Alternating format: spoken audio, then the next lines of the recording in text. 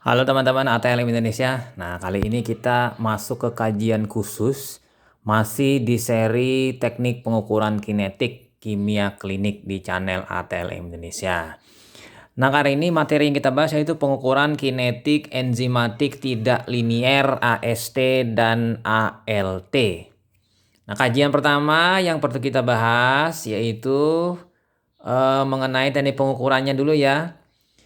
Yaitu pengukuran enzimatik AST atau ALT dengan menggunakan dasar kinetik. Persatuan waktu ya kalau kinetik ini.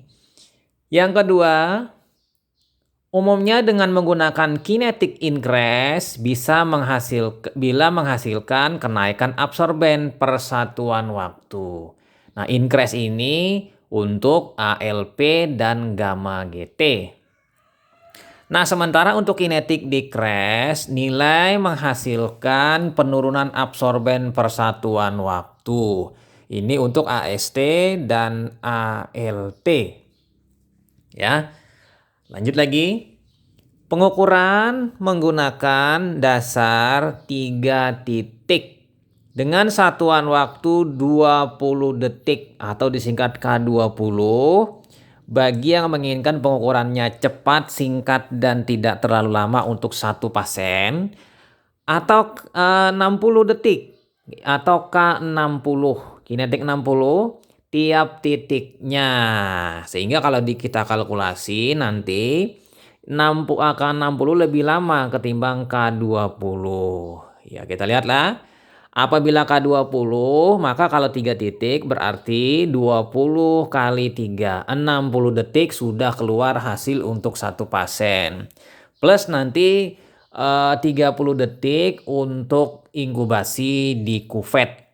Nah, sementara K60 itu 60 dikali 3 sama dengan 180. Apabila ditambah 30 detik atau 60 detik inkubasi, totalnya plus sekitar berapa ya ini?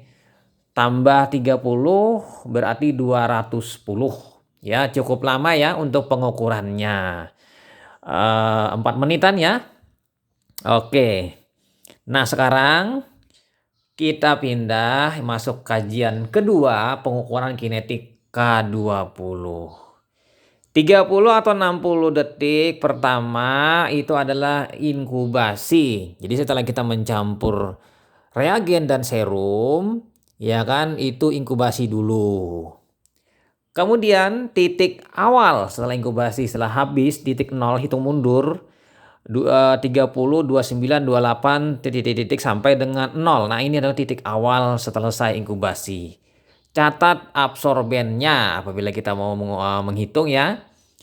Lalu dimulailah K20 pertama. Ya, lalu 20 detik pertama yaitu K1. Catat absorbennya lagi. Lanjut lagi 20 detik kedua atau K2 itu absorbennya catat lagi apabila sudah selesai. Dan terakhir 20 detik ketiga yaitu K3, absorben dicatat lagi. Jadi kita punya data nanti K0, K1, K2, K3 ya. Jadi 4 titik ya, 4 buah yang mana 3 titik pengukuran, 4 data yang kita ambil.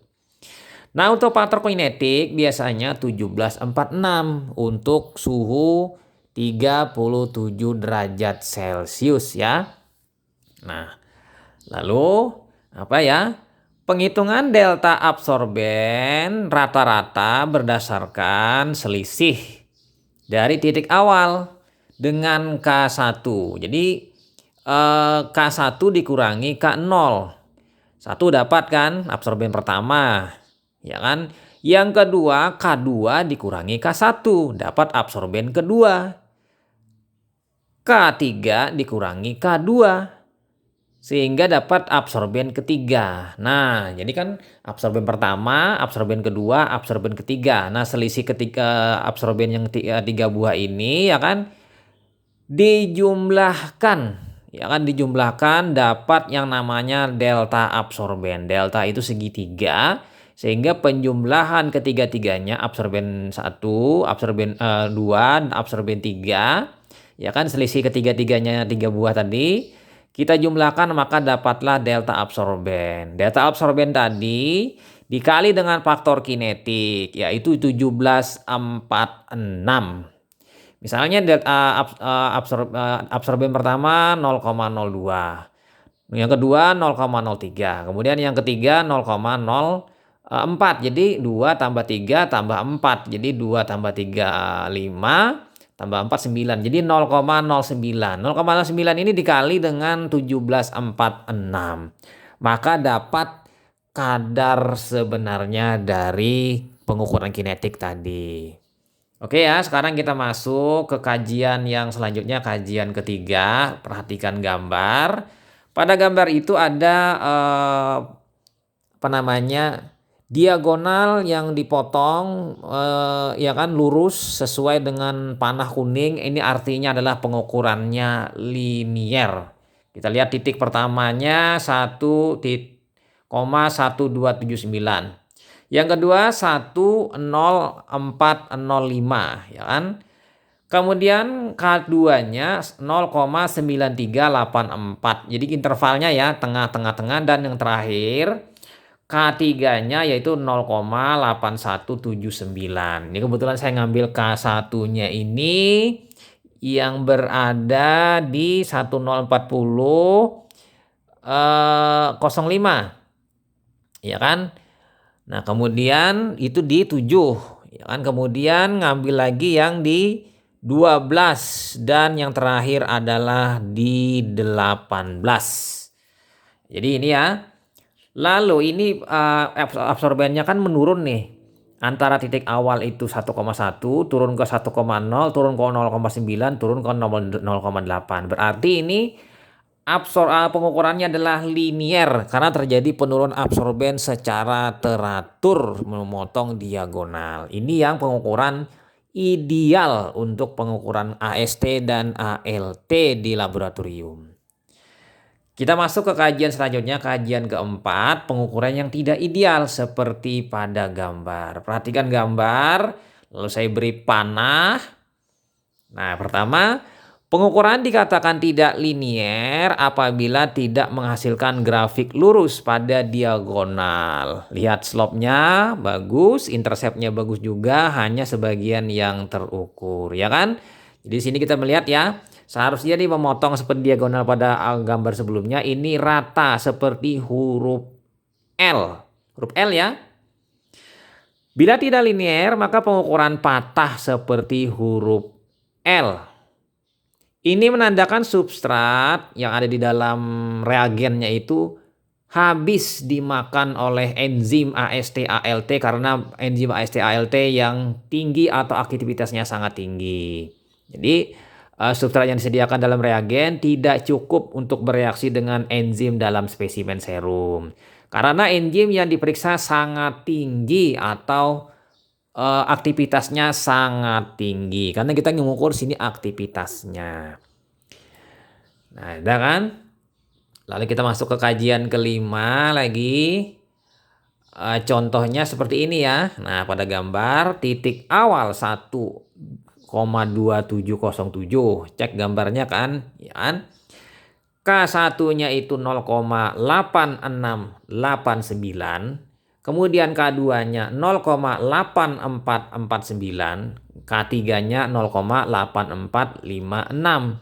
Jadi tidak ada perubahan absorben yang berarti 86, 84, 84. Jadi di sini akibatnya apa? Stagnan dan tidak ada pergerakan penurunan absorben. Jadi dari sini kita menganalisanya bahwa perubahan dari titik awal ke K1 sangat jauh. 1,2707 turun ke 0,8689. Jauh sekali ya. Enzim beraksi cepat menghabiskan substrat. Akibatnya saat K2 sudah habis substratnya sehingga absorben dihasilkan tidak linier. Kita bisa melihat di K3 juga 0,8456. Mirip-mirip dengan K2. Jadi di sini tidak ada reaksi enzimatik. Nah, ya kan? Artinya di sini grafiknya rata seperti huruf L ya. Jadi tidak ada penurunan. Ini yang dapat dikatakan pengukuran tidak linier dan ini adalah yang paling atau sangat tidak linier karena di awal-awal yang terjadinya kehabisan substrat. Nah, lalu kita lanjut ke kajian ke-6. Plek alat. Alat memberikan penanda. Alat kimia analyzer biasanya sudah dilengkapi dengan plek pengukuran yang memberi warning, perhatian, hati-hati. Berupa apa? Non-linear atau diluted limit. Artinya apa? Pengukuran dapat diulang kembali atau dilakukan dengan pengenceran spesimen serum dengan larutan pengencer seperti NaCl faal. Ya kan? Atau di alat kimia analyzer dia menggunakan Aquades sebagai pengencer. Dilakukan pemeriksaan ulang dan dikalikan faktor pengenceran. Nah, seperti pada gambar ya. Nah, pada gambar itu ada saya lingkari itu warna pink atau pink ungu ini. Dia itu kadarnya ada bintang ya, AST, ALT, bintang. Nah, dari bintang ini dia mengatakan ada masalah ini. Lalu kita baca yang ujung sebelah kanan. Konsentrasi linearity limit di atas linearity limit. Kemudian not linear kinetic, tidak linear kinetic. Jadi ini harus mengencerkan. Nah, kemungkinan yang pertama yang konsentrasi linearity limit ini bisa melakukan pengenceran yang tidak begitu tinggi. Kalau yang 15 ini wajib dilakukan pengenceran yang tingkat tinggi. Jadi keduanya harus dilakukan pada prinsipnya pengenceran. Nah, masuk kita ke kajian ke-7. Kajian ke-7 ini kita analisa pada gambar. Pada gambar ini seperti yang saya kutip gambar yang sebelumnya dan ini mirip-mirip saja. Ini berada di lumayan agak-agak di tengah awal, ya kan? Awal tapi tengah. Nah, kita lihat gambar. Lihat panah warna hijau yang dilingkari warna kuning oranye. Pada kasus digambar pada kasus digambar ATLM yang cerdas tidak serta-merta mengeluarkan hasil laboratorium, melainkan membaca grafik dulu, patah atau tidak, dan melihat warningnya. Upaya ini namanya validasi dan verifikasi hasil. Jadi tadi yang kadarnya yang rendah tadi, yang 15 U/L, kita encerkan ya, kurang lebih nanti 10 kali atau 8 kali. Kalau melihat grafik sini kan pertengahan seperti ini kurang lebih 8 bisa, 10 kali bisa. Nanti diukur ulang dan dikalikan dengan faktor pengenceran. Oke, kita masuk ke kajian 8. Nah, efeknya apa apabila rendah? Seandainya dilaporkan dengan nilai tadi yang di atas tadi 15 U/L, maka pasien tidak dianggap klinisinya berat atau kerusakan hepar. Pasiennya dianggap normal saja pengukuran. Padahal secara pemeriksaan fisik dan keluhan pasien itu dia mengalami gangguan atau kerusakan pada hepar yang berat ya.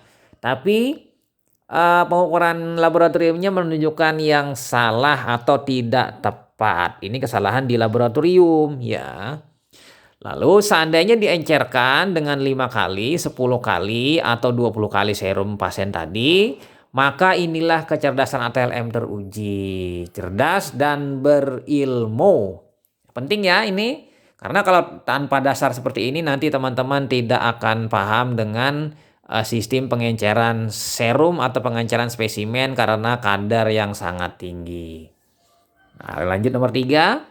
Klinisi akan bersesuaian menilai antara anamnesa kan keterangan-keterangan si pasien, diagnosis fisik pasien, misalnya ikterus, pasiennya ikterus, kemudian hatinya teraba, membesar, hepatomegali kan, kemudian badannya mungkin kuning, ada ikterusnya. Hasil USG menunjukkan kerusakan hepar berat, misalnya pada hasil pembacaan USG. Dan laboratorium yang seharusnya mengeluarkan hasil AST ALT tinggi. Jadi seharusnya tinggi ya, tapi kenyataannya rendah. Ini yang salah nanti. Bila kita mengeluarkan hasilnya rendah, USG mendukung, anamnesa mendukung, diagnosis pemeriksaan fisik mendukung, lab aja yang aneh sendiri. Nah, bila hasil rendah akan menimbulkan ketidakpercayaan dokter, tidak sinkron. Kalau hasil labnya kita mengeluarkan hasilnya tinggi, sinkron hasilnya, benar diagnosisnya. Tapi kalau rendah, dokternya yang bingung dan aneh. Dan jadinya ketidakpercayaan, akibatnya dia mungkin meminta atau memeriksakan ke laboratorium lain. Gara-gara tadi hasil lab yang aneh sendiri. Nah, kita lanjut ke kajian 9, pembacaan grafik. Pertama, apabila patah atau L tidak linier, di awal pengukuran maka pakailah pengenceran tinggi serum, misalnya 10 kali, 20 kali, bahkan hingga 25 kali. Yang kedua, apabila tidak linier di tengah, maka pengenceran menggunakan 5 kali, 7 kali, atau 8 kali. Sementara yang ketiga, apabila tidak linier di akhir grafik, maka pengenceran bisa 2 kali, 3 kali, atau 4 kali spesimen serumnya tadi. Jadi di awal 10, 20, 25, di tengah 5, 7, 8, yang di akhir 2, 3, 4. Nah, kita bisa melihat ilustrasinya pada gambar berikut. Ini gambar pertama ya, ini yang di akhir, ya kan, ada patahnya. Jadi berdasarkan grafik dapat kita tentukan tingkat pengenceran serum pasien. Ini 3 sampai 4 kali pengenceran ya, ini. Sementara gambar yang selanjutnya, yang kedua, yang ini di tengah ya, 6 sampai 8 kali pengenceran. Sementara gambar yang ketiga, ini adalah 10 sampai 15 kali pengenceran. Boleh juga 25 atau 20 kali pengenceran, tergantung nanti keinginan kita ya pengencerannya. Tapi pada prinsipnya sudah kita bisa membagi menjadi 3 bagian. Di akhir itu pengencerannya rendah, di tengah pengencerannya tengah, di awal itu adalah pengencerannya yang tinggi, ya kan? Oke. Nah, kemudian kita di kajian ke-10, bagaimana cara pengenceran serum? Nah, ini ya. Misalnya kita melakukan pengenceran tadi karena yang di gambar-gambar tadi kita melihat kita sudah di awal-awal, berarti kita melakukan pengencerannya 10 kali pengenceran. Bagaimana 10 kali pengenceran? Dengan cara 1 tambah 9. Ada yang mengatakan 1 banding 9. Jadi di sini 1 tambah 9, 1 serum, ya kan? 9 bagian pengencer, NaCl misalnya.